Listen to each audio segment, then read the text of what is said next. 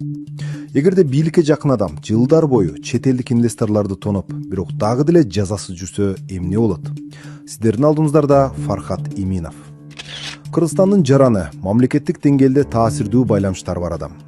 Биздин колго тийген расмий документтерге таянсак, ал көмүр тармагындагы эбегейсиз коррупциялык схеманын негизги фигуранты жана көмүскө серый кардиналы.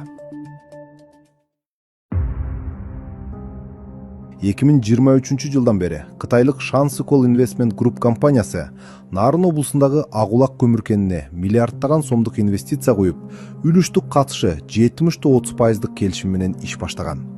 Жергиликтүү эл үчүн жүздөгөн жумуш орундары түзүлүп, баары мыйзамдуу башталган. Бирок алгачкы күндөрдөн тартып эле инвесторлорго карата чоң кысым башталган. Фархат Иминов мамлекеттик органдар менен маселени чечип берем, уруксат кагаздарын алып берем жана долбоордун коопсуздугун камсыздайм деген шылтоо менен кайра ири суммадагы акча талап кылып турган. Таналбай турган фактарды баяндап берели. 2 жылдын ичинде Иминовдун эсебине 35 жолу банктык которуу болгон. Жалпы суммасы 13 миллион юань. Бул 160 миллион сомдон ашык акча. Бул каражаттар инвесторлордун түз эле Иминовдун жеке чөнтөгүнө сиңип кеткен. Өзүм билемдик жана каракчылык. Муну менен эле чектелбестен Иминов компаниянын жетекчилигин өз билгенине салып алмаштырып, мамлекеттик органдарга буйрук берүү менен көмүр ташкан жүк ташуучу унааларды мыйзамсыз кармак турган. Компаниянын эсептеринен жеке муктаждыктар үчүн накталай акчаларды чыгарып, жергиликтүү жана кытайлык кызматкерлерди коркутуп, үркүтүп келген. Монополияга каршы кызматы койгон баадан бир топ жогору бааны бычып, элге көмүрдү кымбат саттырган.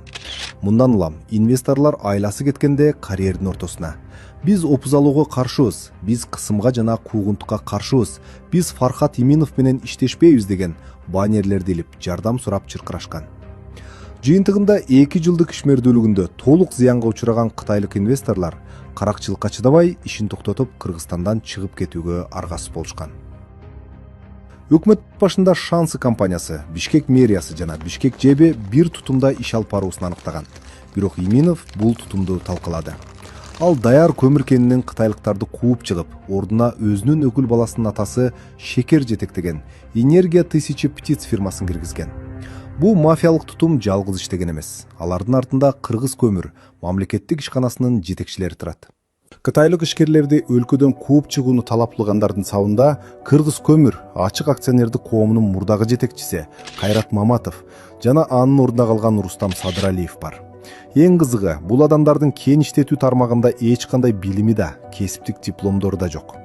Бүгүнкү күндө Кайрат Маматов Кыргызстандын финансылык көзөмөл кызматына кызматка көтөрүлүп, ордуна жакын досу Рустам Садыралиевди калтырган. Алар мамлекеттик ишкананы өзүнүн атасынан калган мурастай көрүп, бардык негизги кызматтарга өздөрүнүн досторун жана туугандарын отургузуп алышкан. Бакадыр Конуров жакын тууганы, башкы директордун орун басары. Залкары Сакулов классташы, сатып алуу бөлүмүнүн башчысы. Адилет Эсенов жакын досу, балыкчы филиалынын директору. Булар өз жеке компанияларын мамлекеттин эсебинен иштетип, казынага миллиондогон зыян келтиришүүдө. Кыргыз мамлекетинин президенти Садыр Жапаров чет элдик инвесторлорго шарт түзүү, аларды коргоо тууралуу такай айтып келет. Бирок Иминов баштаган бул топ мамлекет башчысынын чечимдерин уруп да ойнобой, өлкөнүн инвестициялык климатына балта чабууда.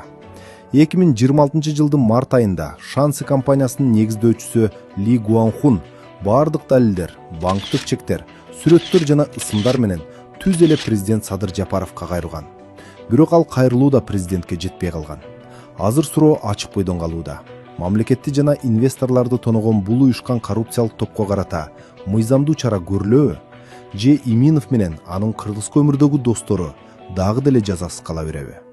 Иликтөө уланат.